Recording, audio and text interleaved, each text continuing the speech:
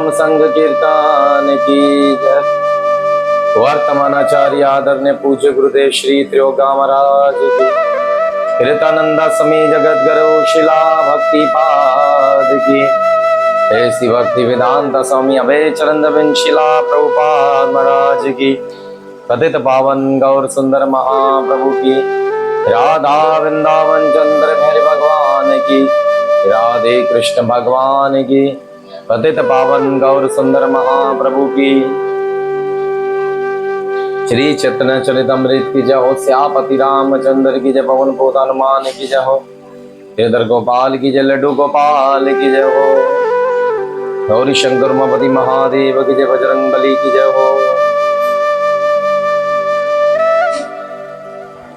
जानन मरा श्री गणेश की जय हो, निताय गौर प्रेमानंदी हरि हरि बोल।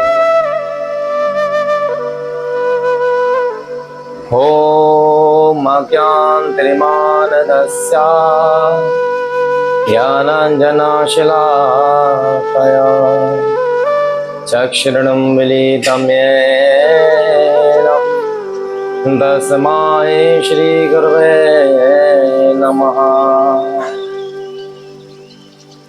ओम नमो भगवते वासुदेवाय,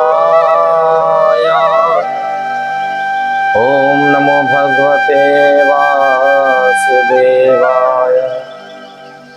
कृष्णाय वासुदेवाय, देवकी नंदनाय च नंद गोप कुमाराय, श्री गोविंदाय नमो नमः। हे कृष्णा करुणा सिंधु दीनबंधु जगत्पति, गोपेश्वर गोपीकान्तं राधाकान्तं नमस्ते, तप्तकाञ्चनं गौरांगे श्री राधे वृंदावनेश्वरे, ऋषभानुसुते देवी श्री प्रणमामि हरि प्रिया।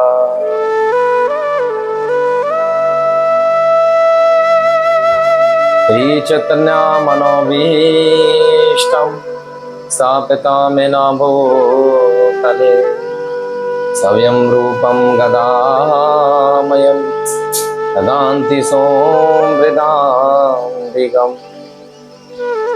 जय श्री कृष्ण चैतन्य प्रभु नित्यानंद,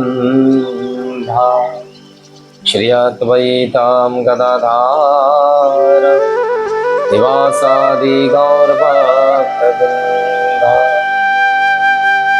हरे कृष्णा कृष्णा कृष्णा हरे हरे, हरे राम राम राम हरे हरे। नारायण नमस्कृतं नरं चैव नरोत्तमं, देवी सरस्वती व्यासं ततो जयमुदीरयेत्। आजातुलंबभुजो तिनकावतारतो,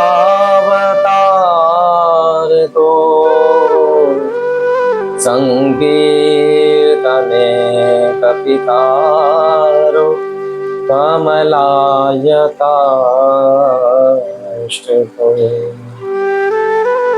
विशंभरो द्विजभारो युगधरो पारो, वंदे जगते प्रियकारो करुणावतारो, वंदे आनंदे अवभूतमहेश्वर्यम् श्री चैतन्य महाप्रभु, निपजित अभीति प्रसादे भक्ति शास्त्रे प्रियायते, जय जय श्री चतनानिताय, जय नित्यानंद, जय अद्वैत चंद्र, जय गौर भक्तवृंदा। श्री चैतन्य प्रसादने तत्स्वरूपस्य विनहेशार्यरणं बालो यातपि कृततात शास्त्रं दृष्टतात्ववृचिलीलायस। ठीक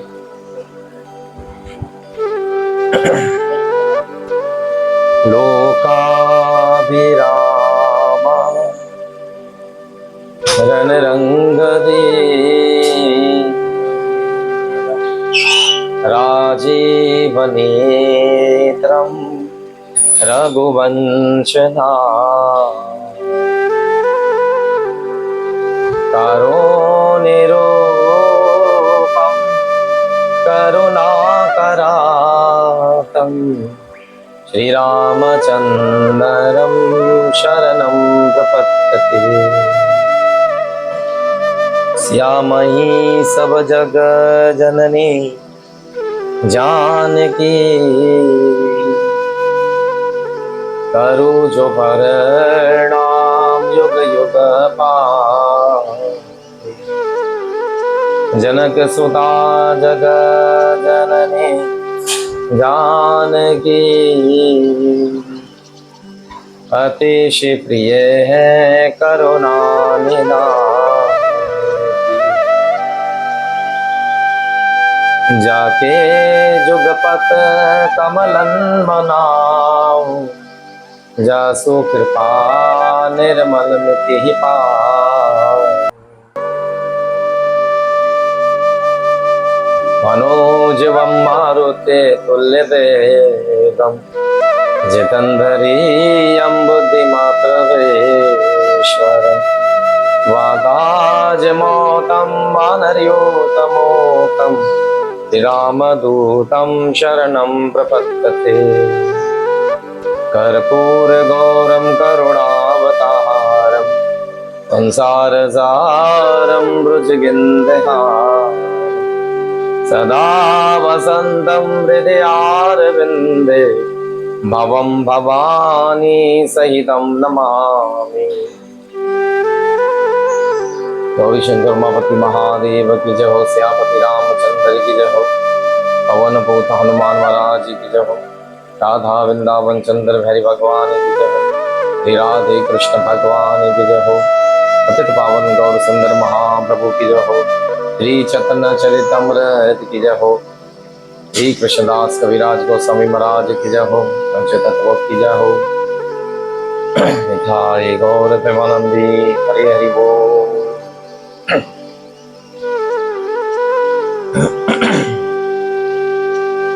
चित्र चरितमृत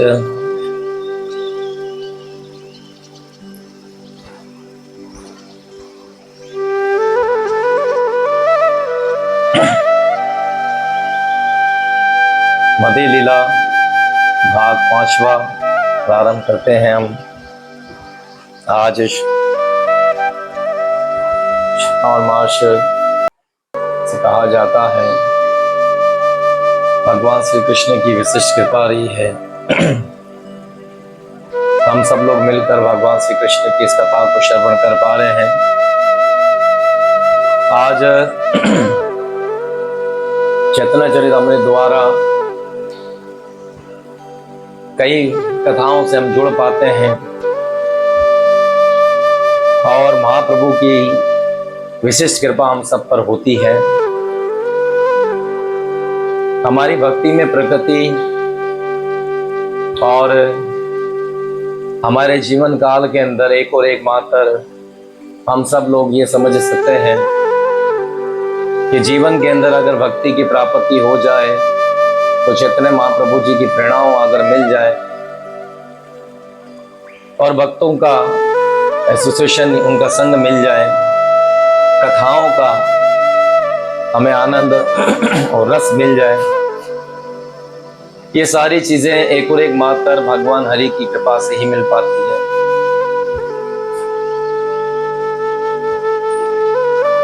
और आज अति पावन दिवस मारवाड़ी पंचांग के हिसाब से श्रावण मास और गुजरात पंचांग के हिसाब से 5 तारीख से श्रावण स्टार्ट होगा। और सब लोग को श्रावण के भोलेनाथ जी की सेवा के अंदर और उनकी उपासना, उनकी कथाएं श्रवण करते हैं। परम श्रेष्ठ वैष्णव हैं भोलेनाथ जी, जिनकी कृपा मात्र हम सबको मिल पाती है तो हम भक्ति में उन्नति कर पाते हैं।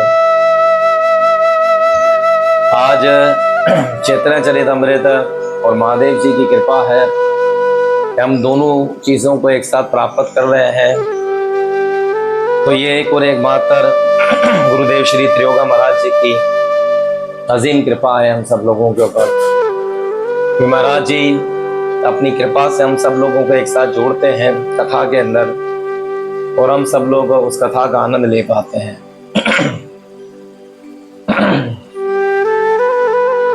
कथा का आनंद एक और एक मात्र हरि कृपा से ही मिल पाता है। आज हम सब लोग श्री चैतन्यचरितमृत से भगवान श्री कृष्ण का ऐश्वर्य तथा माधुर्य जो भाव है उन सब चीजों को हम जान पा रहे हैं। सर्वप्रथम भगवान श्री कृष्ण का ऐश्वर्य कि भगवान ने तीनों लोकों को किस प्रकार से बनाया है, तीनों लोकों में भगवान क्या है, ये ब्रह्मांड भगवान की माया से कैसे चल पाते हैं। हम पिछले कई दिनों से ये चर्चा चैतन्यचरितमृत मध्य लीला भाग 5 से सुन पा रहे हैं और चैतन्य महाप्रभु जी ब्रह्मांड के अंदर रहने वाले अनेक ब्रह्मांड और अनेक शिव अनेक ब्रह्मा के विषय में बताते हैं। और आज चैतन्यचरितमृत दोबारा हम सब लोग दोबारा से श्रवण करते हैं। महाप्रभु जी कहते हैं, कविराज गोस्वामी महाराज जी अपने शरणों को दोबारा बताते हैं। सर्वप्रथम इन श्लोकों को शुरू करने से पहले आए हुए जूम प्लेटफॉर्म के ऊपर आप सब भक्त लोगों के श्री चरणों में मेरा कोटि कोटि नमन है, प्रणाम है कि आप लोगों ने अपना कीमती समय निकाला और कथा को श्रवण कर पाने के लिए टाइम दिया है। तो जितने भी भक्त लोग इसे श्रवण करते हैं, अपना टाइम देते हैं, ऐसे भक्तों के श्री चरणों में मेरा कोटि कोटि नमन, हार्दिक प्रणाम।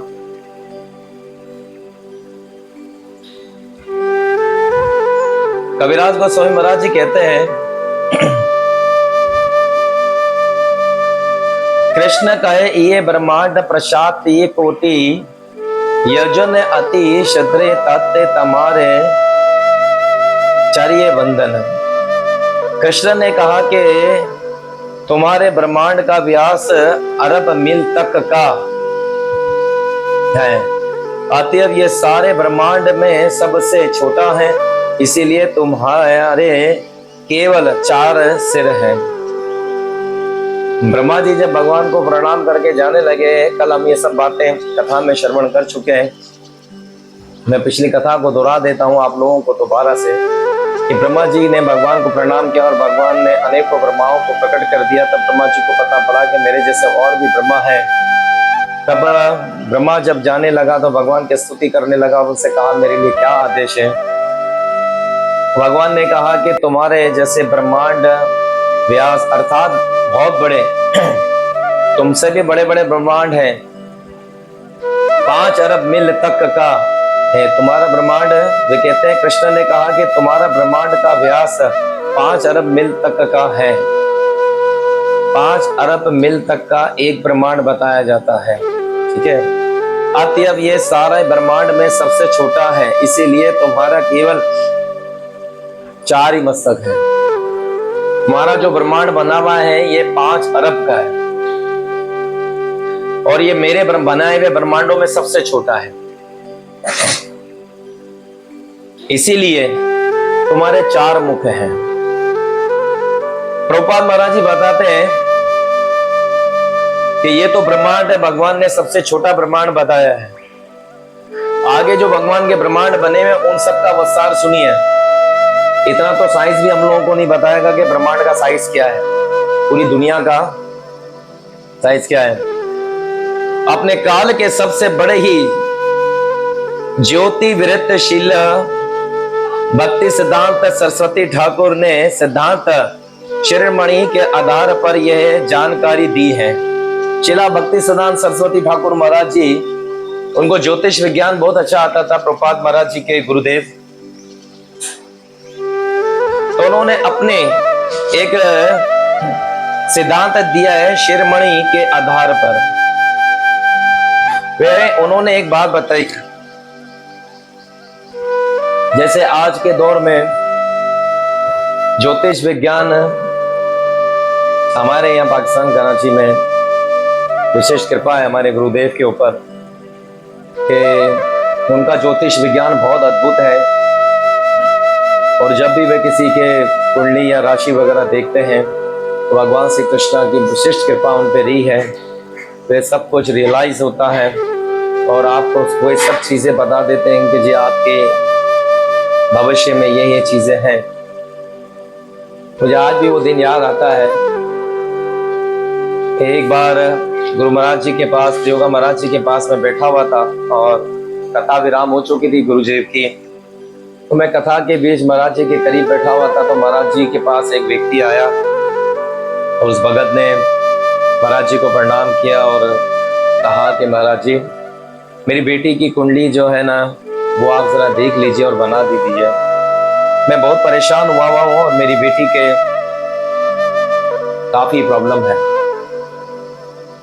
तो महाराज जी ने उनकी कुंडली वगैरह देखी और उनको बताया इस बच्चे की तबीयत ठीक नहीं है और ये बच्चा कुछ बेहतर नहीं है, आपको इसके लिए योगचार करना पड़ेगा। ये योगचार आप करेंगे तो ठीक हो जाएंगे। तो अक्सर कुछ व्यक्ति होते हैं कि आपसी में तर्क करते हैं। तर्क किस टाइप का करते हैं? वे किसी की बात पे विश्वास नहीं करते हैं। कौन से विश्वास? कि पता नहीं ये सही कह रहे हैं या नहीं कर रहे, तो उनको क्या करते हैं कि वह आजमाने के लिए, परीक्षा लेने के लिए तुरंत हो जाते हैं कि नहीं महाराज आप बताएं, जब आप ये कर रहे हैं तो ऐसा क्यों है, वैसा क्यों है। महाराज जी ने कहा कि आपने अब तक कितने डॉक्टरों को दिखा दिया है? बोले महाराज जी अब तक तो मैंने बहुत सारे डॉक्टरों को दिखाया और ऐसी ऐसी बात आ रही है। महाराज जी ने कहा हाँ ऐसा ठीक है, इनके दिल में सुराख है। तो उन्होंने कहा ये बात ठीक है, आपने सही बताया कि इस बच्चे के दिल में सुराख है। महाराज जी ने यह भी बताया कि एक बार तुम्हारे जैसा एक व्यक्ति मेरे पास आया था और उस व्यक्ति ने मुझसे कहा कि मेरे बच्चे की कुंडली देख लीजिए। तब मैंने उसके बच्चे की कुंडली बनाकर उससे कहा कि भाई ये बच्चा ठीक नहीं है, इस बच्चे के दिल में सुराख हुआ है और आप मेरी बात मान लीजिए। अच्छा, महाराज के पास आने से पहले वे कई डॉक्टरों को ट्रीटमेंट करवा चुका था और लाखों रुपए का उसने टेस्ट करवा लिए थे, लेकिन कहीं से भी कोई बात का पता नहीं पड़ पा रहा था। तो महाराज जी ने इस बच्चे की कुंडली वगैरह बनाई, तब उस कुंडली में महाराज जी ने देखा तो महाराज जी ने कहा कि इस बच्चे के दिल में सुराख है, आप इसका ऐसा उपचार करें, ऐसी ऐसी इनकी जो क्रिया है, जो विधि है, जो प्रार्थना है, जो पूजा है, वो आप पूजा करेंगे तो ये बच्चा ठीक हो जाएगा, भगवान कृष्ण इस पे कृपा करेंगे। तो उस व्यक्ति ने कहा कि मुझे ठीक है मैं देखूंगा, आप जैसे बता रहे मैं सोचता हूँ, मैं करता हूँ। वो व्यक्ति डॉक्टरों के पीछे लगा। ठीक है डॉक्टरों के पास जाना चाहिए, लेकिन हमारे वैदिक संस्कृति शास्त्रों को भी समझना चाहिए।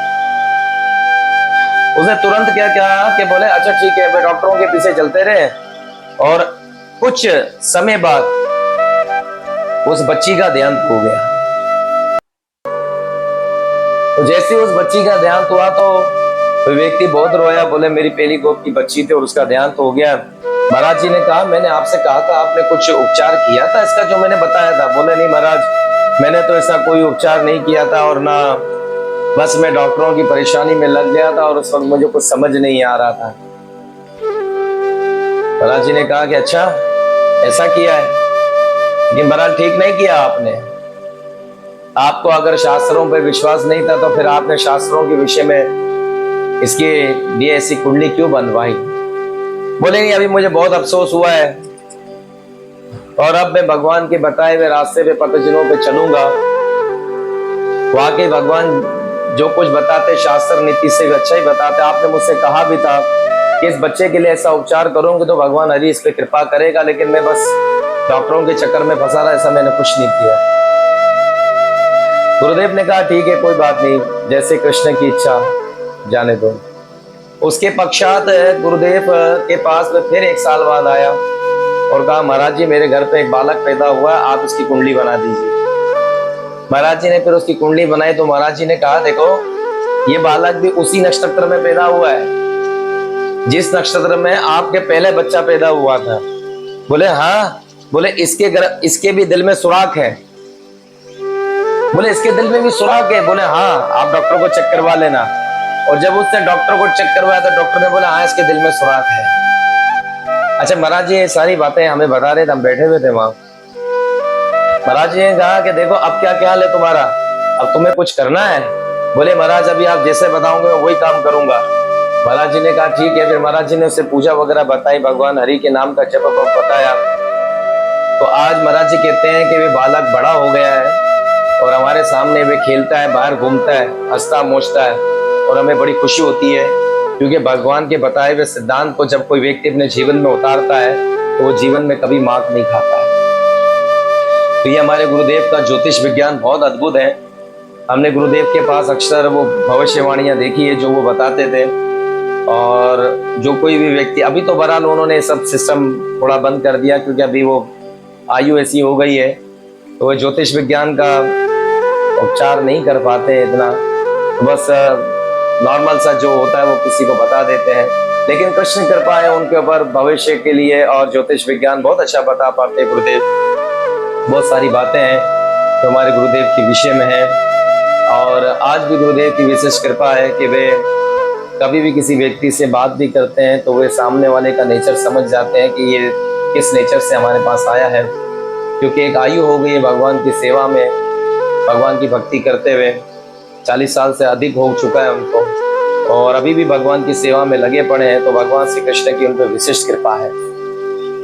इसी प्रकार सरस्वतीगढ़ ठाकुर महाराज जी के विषय में बताया जाता है कि उन्होंने ज्योतिष विज्ञान से पता लगवाया कि अपने काल से सबसे बड़ा ज्योतिष शिला भक्ति सिद्धांत सरस्वती ठाकुर ने सिद्धांत शिरोमणि के आधार पर यह जानकारी दी है कि इस ब्रह्मांड का माप, ये ब्रह्मांड का माप 18 अरब 71 करोड़ 20 लाख 69,200 आधार पर यह है। सॉरी दोबारा बोलता हूं, 18 अरब 71 करोड़ 20 लाख 69,200 और 8 मिल है। कितना ब्रह्मांड है दोबारा बता देता हूं, 18 अरब 71 करोड़ 2,69,200 ये ब्रह्मांड का साइज बताया गया है। इतनी जानकारी शायद हमारे साइंस भी नहीं दे पाएंगे, इतनी यहां से मिल पाती है। ये ब्रह्मांड का साइज से प्रदत्त है और कुछ लोगों के अनुसार ये केवल आधी ही प्रदी है। कुछ लोगों के अनुसार कुछ लोग कहते हैं कि ये अभी भी कम है, अभी भी बहुत बड़ा ब्रह्मांड है। तो सोचने की बात ऐसी है कि भगवान श्री कृष्ण इतने बड़े ब्रह्मांड को लेके चलाते हैं और हम इतने कैपेसिटी नहीं है हमारे पास कि हम अपने घर को चला पाए। हमारा कैपेसिटी उससे भी कम है कि हम सही तरीके से अपना घर नहीं चला पाते। लेकिन भगवान की माया देखो कि कितने बड़े ब्रह्मांड को लेके भगवान चला रहे हैं। तो इस ब्रह्मांड के अंदर कितने जीव हैं, कितने चूटी हैं, कितने मकोड़े हैं, कितने मनुष्य हैं, कितने 9 लाख जनसानी, भाई कितने सारे पेड़ हैं, पौधे हैं। 84 लाख यूनियों को भगवान इस भौतिक जगत में पाल रहे हैं। बहुत बड़ी बात है। और अब तक हम अपने घर को सही प्रकार से देख रेख नहीं कर पाते हैं, लेकिन भगवान की शक्ति अजीम है। आगे चैतन्य महाप्रभु जी कहते हैं, कौन है ब्रह्मांड शाक्य कोटि, कौन है लक्ष्य कोटि, कौन नियोक्त कोटि, कौन है कोटि कोटि। अरे कुछ ब्रह्मांड व्यास और डायामीटर 2.5 मीटर में से करोड़ मिलियन योजन, कोई 1 लाख करोड़ योजन है तो कोई 10 लाख करोड़ योजन है तो कोई करोड़ करोड़ योजन के हैं। इस तरह इनका क्षेत्रफल लगभग अनंत है। ब्रह्मांड अनेक है। इसका व्यास अगर हम खुलकर, व्यास मतलब बड़ा, अगर हम बढ़कर इसे जाने, खोलकर इसे जाने तो वे बताते हैं कि 2.5 मीटर में से करोड़, अरे 100 करोड़ का भी ब्रह्मांड एक बनता है। और बिलियन को कोई योजन, कोई 1 लाख योजन है, कोई 1 लाख योजन का ब्रह्मांड है, कोई 1 करोड़ योजन का है, कोई 10 करोड़ 10 लाख योजन का है। तो इस प्रकार से महाप्रभु जी बताते, कविराज गोस्वामी महाराज कहते हैं कि अनेक अनेक ब्रह्मांड अनेक अनेक प्रकार से, कोई बहुत बड़े बड़े, कोई उससे छोटे, कोई बहुत बड़े, कोई मीडियम है, कोई इस तरह, कोई करोड़ योजन है, कोई अरब योजन है, कोई इस प्रकार से ये बताते हैं। इस योजन 8 मील के बराबर होता है। कितना? 1 योजन। योजन का मतलब वे बताते हैं कि 1 योजन 8 मील के बराबर होता है। 1 योजन 8 मील, अर्थात मील मेरे ख्याल में किलोमीटर।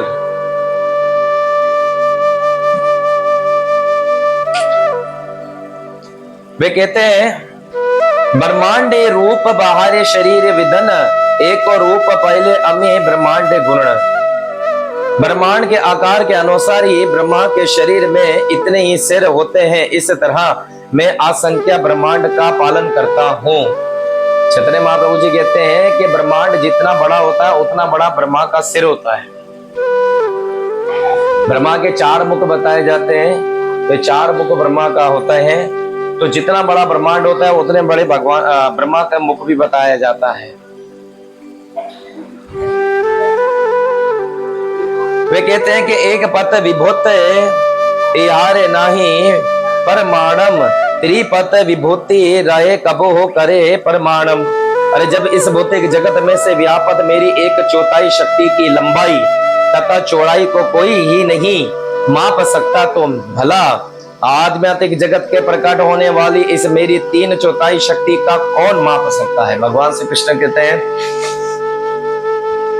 मेरी 4थी शक्ति, उसका 1/4 हिस्सा इस ब्रह्मांड को कोई नहीं नाप सकता है, तो मेरी आध्यात्मिक प्रकृति की 1/4 शक्ति को कौन नाप सकता है। क्या मेरे इस आध्यात्मिक शक्ति को कोई नाप सकता है? कोई नहीं नाप सकता है। जब दुर्योधन ने भी भगवान श्री कृष्ण को बंदी बनाने के लिए सोचा था, महाभारत के युद्ध के अंदर भगवान जब संधि विचन लेकर गए थे कौरवों के पास, और जाके भगवान श्री कृष्ण ने कहा था सब लोगों को कि भाई आप लोग मेल मिलाप करें, शांति के द्वार से आप सब लोग, दुर्योधन अगर तुम इसे 4 गांव दे दोगे पांडवों को तो ये शांति से बैठ जाएंगे, तुम हमारी बात मान लो। तो उस वक्त दुर्योधन ने भगवान श्री कृष्ण का तिरस्कार किया कि ये वाला आया हमें समझाने के लिए, 4 गांव तो क्या, मैं एक सुई की नोक बराबर तक रखने की जगह नहीं दूंगा। और रही बात तुम्हारी, अगर तुम मेरे पास इस समय प्रस्ताव लेकर आए हो तो सबसे पहले तो मैं तुम्हें ही बंदी बनाऊंगा। तो उस वक्त उनके काका श्री विदुर जी ने कहा कि ये ठीक नहीं है, आप गलत कर रहे हो, ऐसा नहीं करना चाहिए आपको। तब उन्होंने कहा कि नहीं, कृष्ण को बंदी बना लिया जाए। उस वक्त भीष्म पितामह जी भी बैठे हुए थे, द्रोणाचार्य भी बैठे हुए थे। तो भगवान श्री कृष्ण ने कहा कि मुझे कोई बांध नहीं सकता है, ना ही तो मेरा शुरुआत है ना ही तो मेरा अंत है, तुम प्रयास करके देख लो। तो उस वक्त दुर्योधन ने भगवान श्री कृष्ण को पकड़ने के लिए, बांधने के लिए बहुत सारे सैनिक भेजे। तो भगवान ने अपना विराट रूप एक ऐसा दिखाया कि दुर्योधन की आंखें बंद हो गई और वे भगवान को नहीं देख पाए कि भगवान का शुरुआत कहां से हो रहा है, भगवान का एंडिंग कहां से हो रहा है।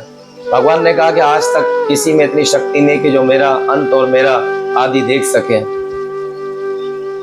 इसी प्रकार इस श्लोक में भी भगवान कहते हैं कि मेरी 1/4 शक्ति का भी कोई व्यक्ति अंदाजा नहीं लगा सकता है, तो मेरे गौलोक की जो लीला है, जो शक्ति, उसे कौन समझ सकता है। वे कहते हैं विरजा नदी के तस्य परपर्यायम त्रिपदहम त सनातनम अमृत शायतम नित्यानंदम नित्यमनंदो परम पदम। अरे विरजा नदी के उस पार आध्यात्मिक प्रकृति है और जो अविनाशी अविनाशी शहत और अवश्य तथा असीम है। अरे मेरे इस विरजा नदी के पार आध्यात्मिक प्रकृति है। आध्यात्मिक प्रकृति भगवान श्री कृष्ण के परम धाम है। तो इस प्रकार से वे कहते हैं कि गिरजा नदी जब इस पार हम भौतिक जगत आते हैं, इस पर भगवान के, जैसे मैं पिछली बार आपको बता चुका हूं कि भगवान का गौलोक है। अरे यहाँ पर ये परम धाम है जिसमें भगवान का 3/4 वैभव स्थित है। ये भगवान का परम धाम है जहाँ भगवान का 3/4 वैभव बताया जाता है। यह पर्यायम अर्थात आध्यात्मिक आकाश कहलाता है। ये पर्यायम आध्यात्मिक आकाश कहलाता है, भगवान के धाम का आकाश कहलाता है। उदाहरण पद्म पुराण का है कि जिससे ये कृष्ण ने सुनाया है। तबे कृष्ण ब्रह्मारे दिलहन विद्याए कृष्ण विभूति सब रूप जानन ना ये। इस तरह कृष्ण ने इस ब्रह्मांड के चतुर्मुख ब्रह्मा को विदा किया। इस तरह इससे समझ सकते हैं कि कृष्ण की शक्ति के परमाणु की कोई भी गुणा नहीं कर सकता है। भगवान श्री कृष्ण ने ब्रह्मा को विदा किया, तो ब्रह्मा को विदा करने के बाद विराज को स्वयं कहते हैं कि भगवान की शक्ति को कोई समझ नहीं सकता है। 4 मुख वाला ब्रह्मा भी भगवान की शक्ति को नहीं समझ पाया, तो एक आम व्यक्ति क्या भगवान की शक्ति को समझ पाएगा। कविराज जी कहते हैं कि त्रिदियश्चर्य शब्दधार अर्थ गोट आर हिये त्रि शपथ कृष्णाय 3 लोक का है। वे कहते हैं त्रिदश्यर शपथ का अर्थ है कि अत्यंत गूढ़ है, जो ये बतलाता है कि कृष्ण के अधिकार में 3 विभिन्न लोक है और प्रकृतियां हैं। त्रियतीय इस श्लोक में बोला गया त्रियतीय, अर्थात ये शब्द क्या बताता है? 3 लोक, ठीक है, जनलोक, मनलोक और गुरुलोक। यानी कि 3 लोक में हम रह रहे हैं ना। हम कौन से? मृत्यु लोक में, इसके ऊपर ब्रह्मलोक है और इसके नीचे पाताल लोक है। ये तीनों लोग भगवान के अंडर में, इसके अंडर में, श्री कृष्ण के अंडर में है। हम कहा है? हम बॉर्डर लाइन पे रह रहे हैं। अगर हम पुण्य का काम करेंगे, भगवान की भक्ति करेंगे, तो हम भगवान के धाम जा सकते हैं। और अगर हम पाप कर्म करते हैं, भक्ति नहीं करते हैं, तो हम कहाँ जाएंगे? नरक में जाएंगे, नीचे। तो भगवान ने इसके बीच में हमारा लोक बनाया है। इसे कहते हैं भौतिक जगत, ठीक है। अब हम लोगों को भौतिक जगत से भगवान की भक्ति कर आध्यात्मिक जगत तक पहुंचना है। तो भौतिक जगत से भगवान की भक्ति कोई इतनी आसान नहीं है कि हम बड़ी आसानी से भगवान की भक्ति कर भगवान तक पहुंच सकते हैं। इसमें भगवान के लिए बड़ी प्रयास, बड़ा परिश्रम करना पड़ता है। हमें भगवान के नाम का चिंतन करना पड़ता है, भगवान के नाम की स्तुति करनी पड़ती है, भगवान के नाम से सेवाओं से जुड़ना पड़ता है। और जब तक हम भगवान की सेवाओं से, भगवान के नाम से, भगवान की कथाओं से नहीं जुड़ पाएंगे, तब तक हमारा उद्धार नहीं हो पाएगा। कथा हम सब लोगों को भगवान से प्रेम करना सिखाती है, भगवान के विषय में हमें बताती है। कथा से हमें भगवान से प्रेम होने शुरू होता है। तो इसीलिए भगवान श्री कृष्ण कहते हैं कि मुझसे प्रेम और मेरे बारे में तुम समझने के लिए तुम मेरी कथाओं को श्रवण करा करो। तो हम सब लोग आज इस कथाओं को जो श्रवण कर रहे हैं, ये एक और एक मात्र भगवान हरि की विशिष्ट कृपा है। क्योंकि भगवान हरि ने हम सबके ऊपर ये कृपा कर हमें यहाँ तक पहुंचाया है। कहा जाता है कि कथा को इस प्रकार से श्रवण करो कि एक बार एक गुरुजी के पास 4 लोग आए और गुरुजी से कहने लगे कि गुरुदेव, हमारे वहां पे कुएं के पास 4 कुत्ते लड़ रहे थे और वो 4 कुत्ते लड़ते लड़ते एक कुएं में जाके गिर पड़े हैं। तो गुरुदेव एक बात बताएं कि कुएं में गिर गए, सारे गांव का हाल तो बेकार हो गया, लोग उसमें से पानी नहीं पी पा रहे क्योंकि कुएं का पानी खराब हो गया और उसमें बदबू आने लग गई है। तो गुरुदेव ने कहा कि भाई आप एक काम करो, आप लोग सब लोग जाओ, एक को बाहर निकालो और जल की शुचि करो, उसे पवित्र करो, ठीक है। और पवित्र करने के बाद गंगा जल वगैरह डाल देना, फिर पानी पी लेना, ठीक है। वे लोग गए सब लोग और जाकर क्या करा कि गंगा जल वगैरह डाला, पवित्र किया, पानी में से दुर्गंध नहीं गई। और दोबारा गुरुदेव के पास गए और गुरुदेव को जाके बोलने लगे, महाराज आपने तो कहा था कि उस पानी को, जल को शीतल करने के लिए दोबारा गंगा जल वगैरह हमने डाला, नहीं हुआ। तो उन्होंने कहा अच्छा ठीक है कोई बात नहीं, तुम एक काम करो, दोबारा जाओ, गंगा जल डालो, उसमें थोड़ा इत्र वगैरह डालो, अगरबत्ती वगैरह करो, ठीक है, चंदन वगैरह डालो और भगवान की पूजा करो, ठीक हो जाएगा। वे फिर गए और फिर जाकर उन्होंने अगरबत्ती वगैरह करी, गंगा जल डाला, इत्र डाला, तो भी ठीक नहीं हो पाया। फिर आए, बोले महाराज जी अभी भी उसमें से जल में से दुर्गंध आती है, कोई पीने को तैयार नहीं है और अभी भी बहुत बुरा लग रहा है। महाराज जी ने कहा एक काम करो, अभी तुम जाओ कथा पाठ करो, कथा पाठ करने के बाद भगवान लक्ष्मी नारायण का पाठ करना, भगवान से प्रार्थना करना कि जल शुद्ध हो जाए, गंगा जल डालना और कुएं से पानी पहले बाहर निकाल के फेंक देना, गंगा जल डालना, इत्र डालना, उसको फिर शुचि करना, फिर पी लेना। तो वो फिर दोबारा गए, गंगा जल डाले, कुएं से पानी बाहर निकाल के फेंका और गंगा जल वगैरह उसमें डाला, भगवान का पाठ करवाया, अभी वो पानी शुद्ध नहीं हुआ, दुर्गंध आने लगी। बोले गुरुजी अभी भी सही नहीं हुआ, अभी भी बहुत पानी जो है दुर्गंध दे रहा है। और गुरुदेव बड़े आश्चर्यजनक हुए। गुरुदेव ने बोला एक काम करो, आपने किया क्या है? बोले आपने जो जो बताया वो क्या? बोले मैंने आपको बताया था कि वो जो कुत्ते मर गए थे, कुत्ते निकाले और कुत्ते निकाल कर ये शुचि का। बोले ले, बोले महाराज हमने पानी तो निकाला, गंगा जल भी डाला, इत्र भी डाला, लेकिन कुत्ता नहीं निकाला। तो गुरुदेव ने कहा बोले कुत्ता नहीं निकलेगा तो पानी में से दुर्गंध कैसे जाएगी? बुढ़वा पहले तुम कुत्ता तो निकालो, उसके बाद उसका पानी निकालना, फिर उसे शुचि करना। अब तक कुत्ता नहीं निकाला तो वो दुर्गंध कैसे जाएगी? तो कहने का तात्पर्य ये आता है कि हम कथा तो सब लोग सुनते हैं, और समझने की बात जब आती है तो क्या होता है कि हम कथा को सुनते फिर भी कहते हैं कि प्रभु हमारा कल्याण नहीं हो रहा, हमारा जीवन में वैराग्य नहीं आ रहा है, हमसे मांस नहीं छूट पा रहा है, हम भगवान की भक्ति में प्रगति नहीं कर पा रहे। कथा तो सुन रहे हैं, लेकिन कथा के साथ साथ तमोगुण, रजोगुण और सतोगुण, इन तीनों चीजों में हम फंसे पड़े हैं। जब तक हम इनको बाहर निकाल के नहीं फेंकेंगे तो काम करो तो मोह, अगर हम इसको निकाल के नहीं फेंकेंगे तो जब तक हमारी भक्ति में प्रगति थोड़ी होगी। तो ये क्या तीन कुत्ते कौन है? ये चार कुत्ते काम, क्रोध, मोह और माश्चर्य। ये क्या है? हमारे मन में जब तक विराजमान रहेंगे तब तक हम जितनी कथा सुने, जितना नाम कीर्तन करें, कभी हम भक्ति में प्रगति नहीं करेंगे। कथा सुनने से पहले तो चार कुत्तों को निकाल के बाहर फेंके तो पानी शुद्ध, यानी कि हमारा मन शुद्ध हो जाएगा। इसी प्रकार भगवान श्री कृष्ण के ब्रह्मांड के विषय में जब भगवान के महाप्रभु जी सब बातें कर रहे हैं तो आगे महाप्रभु जी कहते हैं गौलोका ये गोकुल ये मथुरा द्वारेवती ये तीन लोके कृष्ण साजे नित्य स्थिति। वे कहते हैं लोक तीन है, गोकुल, गौलोक, मथुरा तथा द्वारका।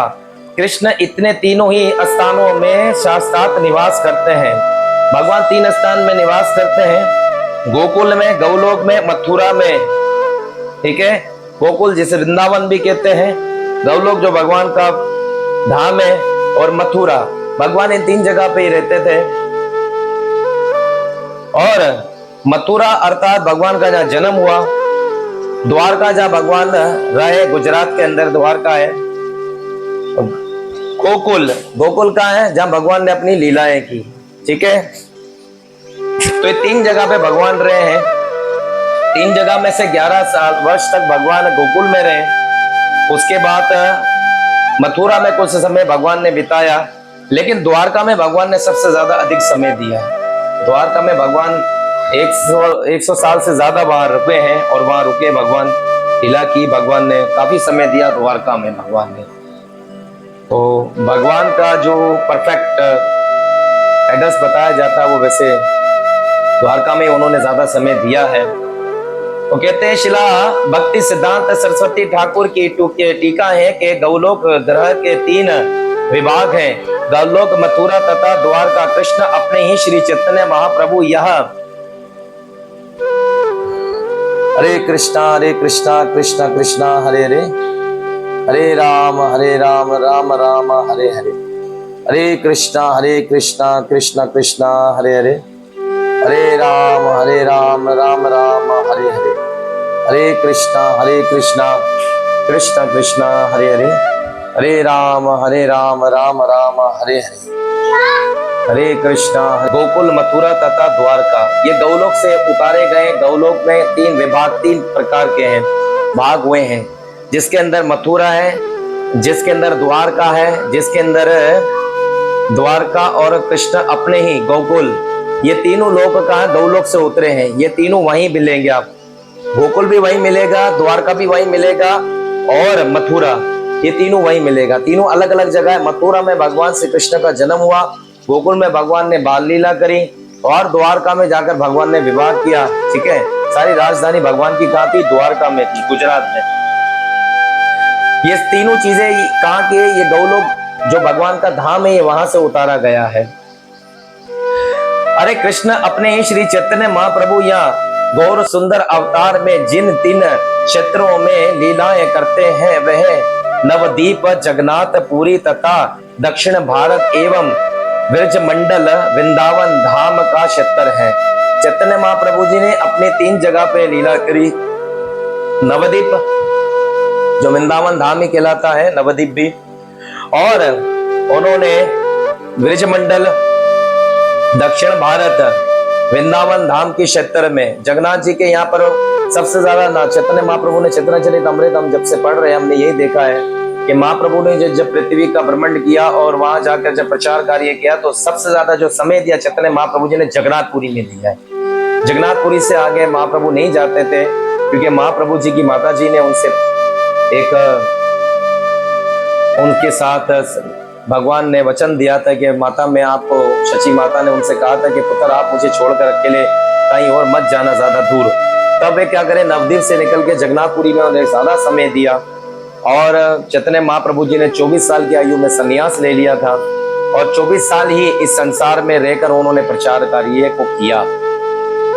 तो टोटल मिला के चैतन्य महाप्रभु जी इस संसार में जो रहे 48 वर्ष तक यहाँ रहे, उन्होंने प्रचार कार्य को किया।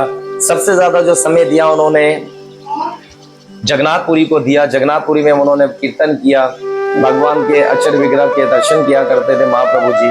उनका दर्शन, उनका विलाप वे इस प्रकार से होता था कि महाप्रभु जी भगवान से इतना प्रेम करते थे कि भगवान का जब दर्शन 15 दिन के लिए बंद होता था, तो चैतन्य महाप्रभु को इतना विरह होता था कि वे सर जमीन पे मारते थे, दीवार में मारते थे और कहते थे कि अब तक मेरी भक्ति इतनी प्रबुद्ध नहीं हो कि मैं भगवान से मिल पाऊं, शायद मेरी भक्ति में कोई कमी है। और जब वे रोते थे तो उनकी आंखों से फुहारा निकलता हो, ऐसे आंसू निकलते थे। नैनम गलदशोधार्या व वदनम गदगद रुदराय गिरा पुलकेश निध्वत कदु कदा तब नाम गणेश भविष्यति। महाप्रभु जी के आंसू इतने बहते थे कि महाप्रभु जी बहुत विलाप करते थे भगवान के विरह का। लेकिन हमारे मन में ऐसा विरह नहीं है। हम भगवान के विरह में जब हमारी आंखों से आंसू आ जाए, तब याद रख लेना कि भगवान आपके निकट है और आपकी भक्ति अच्छी है। जब आप भगवान की कथा सुनो, आपके आंसू आ जाए, जब भगवान की सेवा से आप विमुख हो जाओ, भगवान का विरह सताए, तब आप समझ जाना कि आप भगवान के निकट खड़े हैं। चैतन्य महाप्रभु जी ऐसा लीला करते थे। तो वे कभी कभी क्या करते थे कि अपने चेहरे को दीवार पर रगड़ते थे कि मुझसे कोई कमी है मेरी भक्ति में, अब तक मुझे भगवान का दर्शन नहीं हो पाया है। तब रूप हमारे राय रामानंद जी और स्वरूप दामोदर जी चैतन्य महाप्रभु जी को पकड़ा करते हैं कि महाप्रभु जी आप छोड़ दीजिए। तब महाप्रभु जी बहुत विरह करते थे, बहुत रोते थे। तब महाप्रभु जी को भागवत सुनाया करते थे स्वरूप दामोदर जी और राय रामानंद जी। जब जाके महाप्रभु जी का मन जो ना भगवान के विरह से थोड़ा सा शांत हो पाता था, तो भगवान के लिए इतना विरह उनको होता था। ये बात हकीकत है। हमारी भक्ति के अंदर भी जब तक हम सही ढंग से भगवान को चिंतन नहीं करेंगे, जब तक हमारा विरह नहीं हो पाएगा। हमें भगवान की कथा प्रेम करना सिखाती है, और प्रेम क्या है, भगवान के साथ उनकी जुदाई का विरह। हम आज तक अपने जीवन में सब कुछ कर तो पा रहे, लेकिन क्या सही ढंग से हम भगवान की भक्ति कर पा रहे हैं? हमें सर्वप्रथम इस बात को याद रखना चाहिए। कथा के माध्यम से, कथाओं को श्रवण करने के पश्चात अपने जीवन में रस उतारें और भगवान की भक्ति अच्छी प्रकार से करें, और यही भक्ति हमें आगे चलकर हमारा कल्याण कर सकती है। आज ऐसा बताया जाता है कि भोलेनाथ जी भी भगवान के परम श्रेष्ठ भक्त हुए हैं। भोलेनाथ जी ने भी भगवान की एक ऐसी भक्ति की है कि भगवान श्री कृष्ण कहते हैं कि मेरे परम श्रेष्ठ वैष्णवों में से शंकर भोलेनाथ जी मुझे अधिक प्रिय हैं, और महादेव जी को उनको बड़ा प्रेम है, और महादेव जी उनकी आठों पैर सेवा करते हैं भगवान श्री कृष्ण की। और रामायण के अंदर भी ऐसा बताया जाता है कि महादेव जी जब अपनी आंख बीनते हैं तो भगवान की कथाओं में, उनकी लीलाओं में चले जाते हैं। पार्वती जी ने भी कई बार महादेव जी से प्रश्न किया कि आप किन लीलाओं में चले जाते हैं और आप ऐसा क्यों कर पाते हैं। तो महादेव जी कहते हैं मैं भगवान की अमर कथा सुनता हूँ। तब माता पार्वती ने कहा कि अगर आप अमर कथा सुनते तो क्या मुझे अमर कथा नहीं सुनाओगे। महादेव जी ने भी माता पार्वती को अमर कथा सुनाई। और आज महादेव जी की विशेष कृपा है कि हम सब लोग भगवान हरि का नाम का चिंतन कर रहे हैं, भगवान के नाम को याद कर पा रहे हैं। लेकिन क्या हम सब लोग भगवान से वास्तविक जुड़े हैं? हमारे जीवन में सही ढंग से हम भक्ति कर पा रहे हैं? देखिए, चैतन्य चरितामृत जो मैं कथा पढ़ रहा हूँ ना, ये भक्ति को पोषण देती है। जैसे शरीर को पोषण ताकत कौन देता है? खाना। तो शरीर क्या करता है? चल पाता है, देख पाता है, खेल पाता है, कूद पाता है, समझ पाता है। ये क्या है? शरीर को ताकत देने वाला खाना होता है, प्रसाद होता है। इसी प्रकार भक्ति को पोषण कौन देते हैं? शास्त्र, भगवान की कथाएं और भगवान की लीलाएं। तो चैतन्य महाप्रभु जी की जो प्रेरणा है, यही हमारी भक्ति को पोषण देता है, भक्ति को आगे बढ़ाने का प्रयास करता है। तो आज महाप्रभु जी की ये कृपा ही है जो हम सब लोग ये सुन पा रहे हैं, समझ पा रहे हैं। उदाहरण ये निकलता है कि कल राजेश प्रभु ने मुझसे बात कही थी कि प्रभु आप कृपा कर कर महादेव जी को कथा सुनाइएगा। तो मैंने उनसे कहा था कि मैं महादेव जी के विषय में कुछ ना कुछ आपको जरूर कोई कथा सुनाऊंगा। तो आज महादेव जी के हम शिवलिंग की जो पूजा पाठ करते हैं, हम उसके विषय में थोड़ा जानेंगे। शिवलिंग किस प्रकार से प्रकट हुए हैं। 12 ज्योतिर्लिंग भगवान महादेव जी के बताए जाते हैं। श्रावण मास अर्थात ये चतुर्मास भगवान की भक्ति के लिए दिया गया है, भगवान की सेवा के लिए दिया गया है। इस चतुर्मास में ज्यादा से ज्यादा भगवान की भक्ति करनी चाहिए। चतुर्मास अर्थात जितना आप हो सके हरिनाम संकीर्तन करें, भगवान के नाम का जप करें, कथा सुने। आप अगर थोड़ा भी सुनेंगे तो इसका लाभ कुछ ज्यादा होता है, क्योंकि ये 4 महीने इसमें भक्ति बहुत ज्यादा पोषण कर पाती है, भक्ति बढ़ पाती है, आपकी साधना बहुत अच्छी होती है। तो इसी श्रावण मास के भीतर माता पार्वती ने भी कठोर तपस्या की थी, ऐसा शिव पुराण में बताया जाता है। महादेव जी को प्राप्त करने के लिए उन्होंने लगभग कई महीनों तक भगवान शिव की आराधना करी और फिर भोलेनाथ जी प्रकट हुए, तब उनका विवाह हुआ। भोलेनाथ जी के लिए उन्होंने कई टाइम तक, काफी समय तक उन्होंने कठोर तपस्या की, तब जाकर भोलेनाथ जी की प्राप्ति हुई इनको, माता पार्वती को। कहा जाता है कि माता पार्वती ने शिवलिंग के निकट रहकर उन्होंने पूजा की थी। शिवलिंग के निकट रहकर हमेशा श्रावण मास में भगवान शिव जी की पूजा करनी चाहिए। वैसे तो अक्षर विग्रह की पूजा होती है शिव जी की, लेकिन शिव जी तो वास्तविकता बताया जाता है, शिवलिंग पे जो पूजा की जाती है वह बहुत ज्यादा लाभदायक होती है, उसका फल ज्यादा मिलता है। शिवलिंग पे अभिषेक करना चाहिए श्रावण में, के दूध से, दही से, काले तिल से, शहद से, बेल पत्तर से, गंगा जल से। तो इससे शिवलिंग पे हमेशा अभिषेक करना चाहिए। अगर आप विवाहित हैं तो आप अपनी पत्नी को लेफ्टन पे खड़ा रखकर फिर महादेव जी का अभिषेक करें और महादेव जी को प्रसन्न करने के लिए श्रीमती राधा रानी का नाम अवश्य लिया करें, क्योंकि कटाक अष्टकम में भोलेनाथ जी ने राधा रानी को ही प्रसन्न करने के लिए कटाक अष्टकम गाया था। तो हम सब लोग अगर भोलेनाथ को प्रसन्न करना चाहते हैं तो राधा रानी का नाम जरूर लें। आप कभी भी शिवलिंग के पास जाते हैं तो श्री राधा वल्लभ भगवान की जय हो, श्री राधा वृंदावन चंदन भगवान की जय हो, और फिर महादेव जी को प्रणाम कर हरे कृष्णा मां मंत्र बोल कर, ओम नमः शिवाय बोलकर आप जल डालना चाहिए, अभिषेक करना चाहिए। कहा जाता है, ऐसे आचार्यों ने बताया है कि शिवलिंग किस प्रकार से प्रकट हुआ। तो बताते हैं, एक बार ब्रह्मा जी में और भगवान विष्णु में एक तर्क हुआ। ब्रह्मा जी कहने लगे कि मैंने सृष्टि को बनाया है और सृष्टि को बनाने में जितना प्रयास परिश्रम रखता है, तो विष्णु भगवान जी आपको शायद नहीं पता है कि मैंने कितनी मेहनत की है। तो इसे क्या कहते हैं? अभिमान। क्या कहते हैं? अभिमान। ब्रह्मा जी को कुछ अभिमान सा हुआ कि मैंने जो है ना, शायद विष्णु जी से अच्छी मेरी सेवा हुई है। भगवान विष्णु ने कहा कि ब्रह्मा तू मेरा बेटा है। कौन है? क्यों कहिए स्तंभ साक्षात मैं हूं और ये मेरा ही बनाया हुआ लिंग था जो आप दोनों का युद्ध करने के लिए मैंने बीच में खड़ा किया था। ब्रह्मा जी आपने गलत किया है, आपने भगवान श्री हरि से अपनी पूजा करवाने के लिए झूठ बुलवाया और कैद की।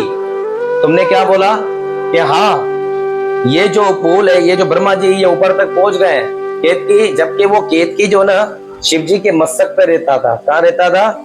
ये केतकी का फूल शिव जी के मस्तक पर रहता था और शिव जी के मस्तक से ही वो नीचे गिरा था। तो केतकी ने झूठी गवाही दी कि हाँ ब्रह्मा जी ने मुझे वहां से लेकर आया, ब्रह्मा जी वहां तक पहुंच गए। बोले केतकी तुमने झूठ कहा है, जाओ मैं तुम्हें शाप दे देता हूँ कि आज के बाद कभी भी केतकी तुम्हारे फूलों से मेरी जो कोई भी व्यक्ति पूजा करेगा उसकी पूजा को मैं कभी स्वीकार नहीं करूंगा और उसे नरक भोगना पड़ेगा। तो केतकी के फूल से कभी भी शिव जी की पूजा नहीं होती है। केतकी का फूल कैसा होता है? आपने देखा होगा एक व्हाइट फूल होता है जिसकी पंखियां ऐसे खुली होती है और अंदर से येलो होता है। दिलीप प्रभु जैसे आपके टी शर्ट का कलर है ना, ऐसे अंदर से येलो होता है और ऊपर से व्हाइट होता है, उसके पंख ऐसे खुले हुए होते हैं, उसे केतकी का फूल कहते हैं। तो इस फूल से कभी भी शिव जी की पूजा नहीं की जाती है। और कल हम सुन रहे थे तुलसी महारानी जी की कथा। तो तुलसी महारानी जी को भी अंत के अंदर भगवान विष्णु ने वरदान दिया था कि तुम्हें यह शरीर त्यागना पड़ेगा। और वे उसी वक्त उन्होंने जब वो शरीर त्यागा तो वे एक राख बन गई थी। राख में से एक पौधा प्रकट हुआ जिसका नाम तुलसी हुआ। तो वे तुलसी महारानी प्रकट हुई थी और उस वक्त उस राख को उठाकर जहाँ पे जुलंधन का शरीर गिरा था, जल गया था, तो शिवजी ने उस राख को उठा के समुद्र में बहा दिया था, जुलंधन के शरीर की राख को। तो जो उसकी हड्डियां थी ना, वे हड्डियां समुद्र में चले गई थी और वे समुद्र में से हड्डियां क्या प्रकट होकर आई सामने? ये जो शंख है ना, ये शंख, ये जुलंधन की हड्डियां हैं। तो इस शंख से केवल भगवान कृष्ण का अभिषेक किया जाता है। तो ऐसा कहते हैं, कई ऐसी जगहों पे बताया गया है कि शिवलिंग के ऊपर कभी भी शंख से पूजा नहीं की जाती है। शंख से कभी भी शिवलिंग पे पूजा नहीं की जाती, क्योंकि शिवजी का और जुलंधन का युद्ध हुआ था, इसलिए इन दोनों की पूजा नहीं होती है। तो कभी भी शिवलिंग के ऊपर शंख से पूजा नहीं की जाती है। तो जुलंधर अर्थात ये शंख है, वे शंख क्या है? वे भगवान जिसके साथ युद्ध करे थे, जुलंधर के साथ। तो जुलंधर के साथ जब युद्ध हुआ था तो उस वक्त भगवान ने उसकी हड्डियों से शंख बना दिया था। तो शंख कौन बना था? तो जुलंधर की हड्डियां। आप कभी भी देखें कि शंख बहुत अलग तरीके से होता है और शंख के अंदर हरे कृष्णा कृष्ण कृष्णा हरे हरे, हरे राम राम राम हरे हरे, हरे कृष्णा कृष्ण कृष्णा हरे हरे, हरे राम राम राम हरे हरे। हरि बोल। प्रभु जी आप लोगों के पास मेरी आवाज आ रही है?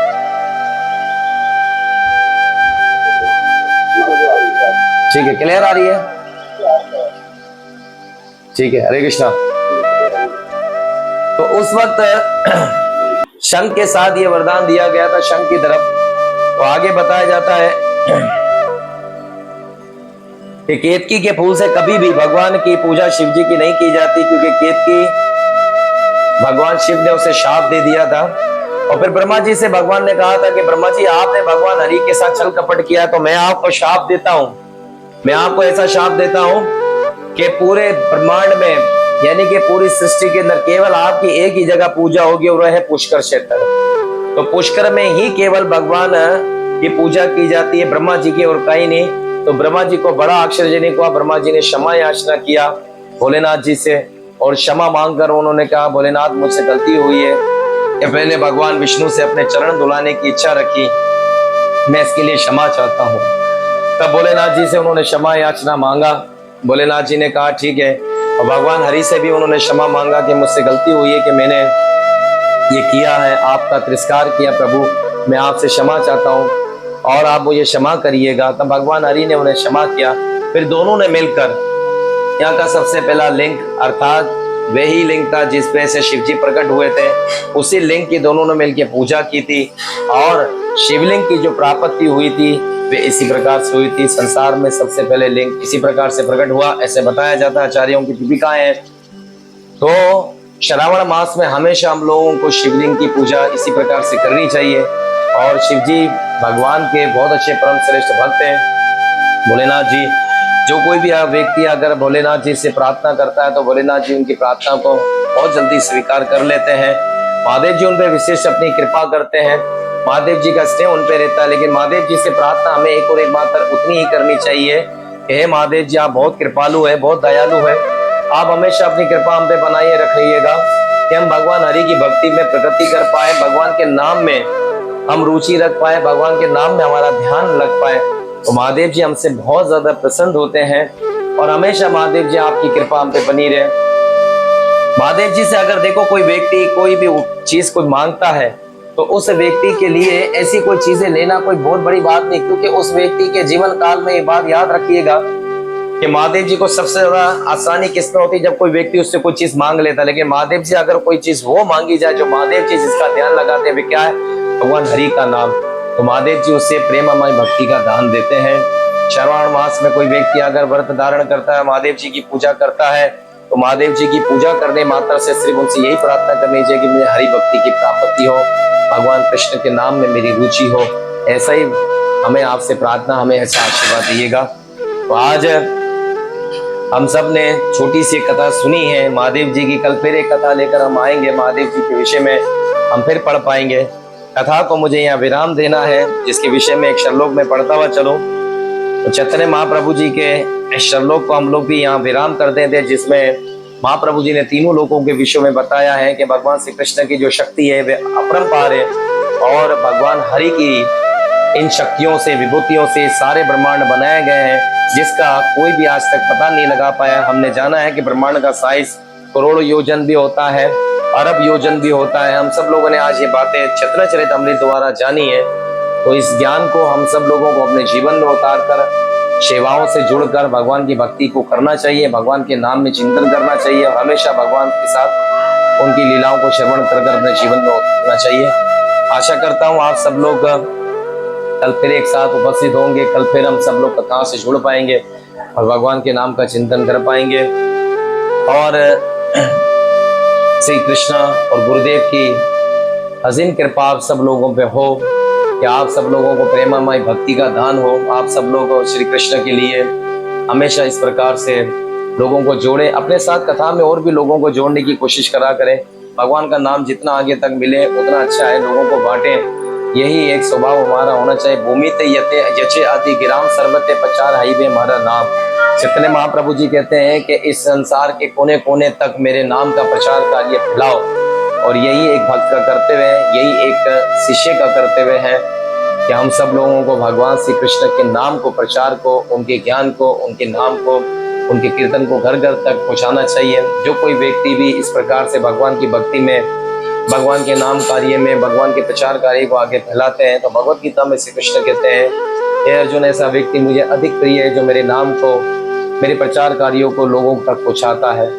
तो आप सब लोग वही काम करें, सब लोगों को एक साथ जोड़ने की कोशिश करें, आपके साथ साथ और भी लोग जुड़े, ऐसा प्रयास परिश्रम करते रहे ताकि उन लोगों का भी कल्याण हो।